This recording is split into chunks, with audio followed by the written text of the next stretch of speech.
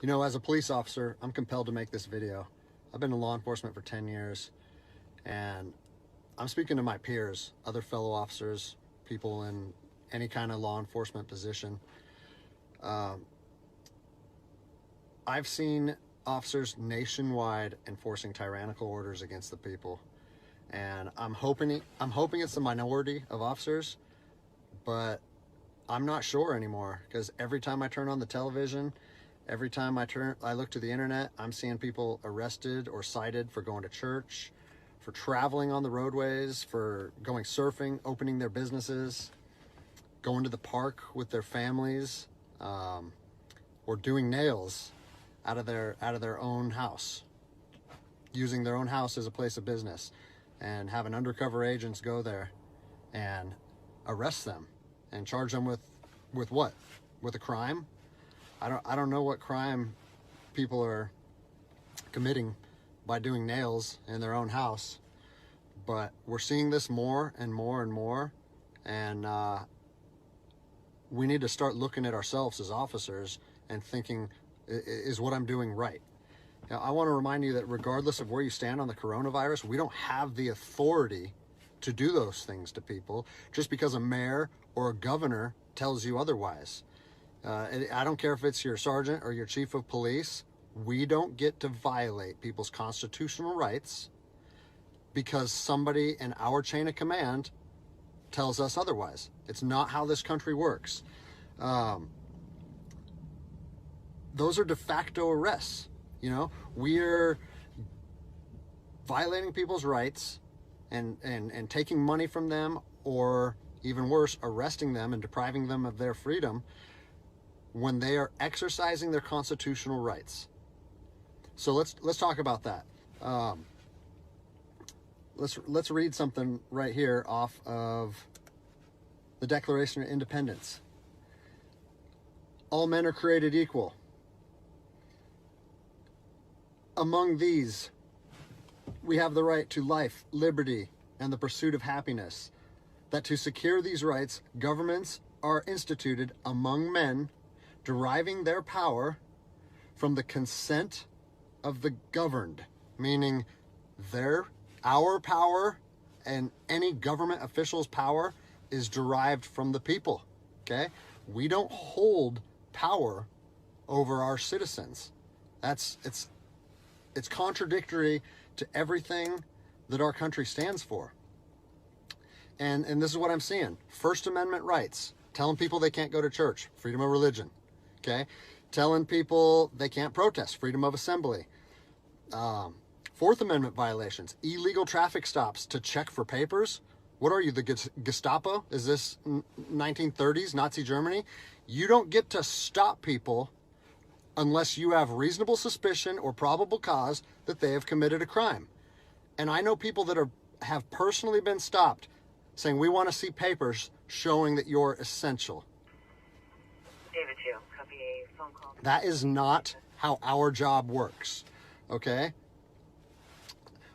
What really has been pissing me off lately is the fact that these officers that are going out here and enforcing these tyrannical orders, what they're doing is they're making my job and my safety, or they're putting my job and my safety at risk. Because what you're doing is you're widening the gap between public trust and law enforcement officers.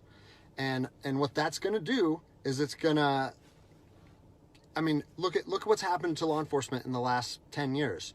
Less and less public trust, and more often than not, that is a result of isolated incidents that get blown out of proportion. They're not isolated anymore. They're happening every single day. And the thing that I want you guys to realize is that our power that we hold as law enforcement officers is nothing more than a facade. It's a badge and a gun. And people, you don't realize, if you haven't lived in anarchy, if you haven't seen combat, things can be stripped from people in a heartbeat. And that's what I'm afraid of. I'm afraid that these actions are going to wake a sleeping giant, i.e. the American people, okay? They are going to be put in a position where they won't have their rights trampled anymore. And us as law enforcement officers, we'll have our ability to enforce the law stripped from us in about 10 minutes. Okay? I think what is going to happen if this continues is we're going to see bloodshed in the streets. Okay? I don't want to see bloodshed in the streets on either side of this coin. I don't want to see fellow officers get injured or killed, and I certainly don't want to see citizens get injured or killed. And I promise you, most of you out there doing these tyrannical acts against our citizens, you're not ready for combat. You're not mentally or physically ready for combat in the first place. I promise you, you don't want to go through that, and I hope I never have to go through that again. You don't get to just say, well, I'm doing this because I was told to do so, or I'm following orders, or I need to keep this job. Guess what? I need to keep this job more than anybody. I have 3 young children. I have 2 houses. Like, I have the same sob story that the rest of you guys have. But my personal choices and my living arrangements, no matter what they are, don't allow me to trample on people's rights. And I don't understand why that concept is so hard for people to understand. Listen, you need to stand up for what's right.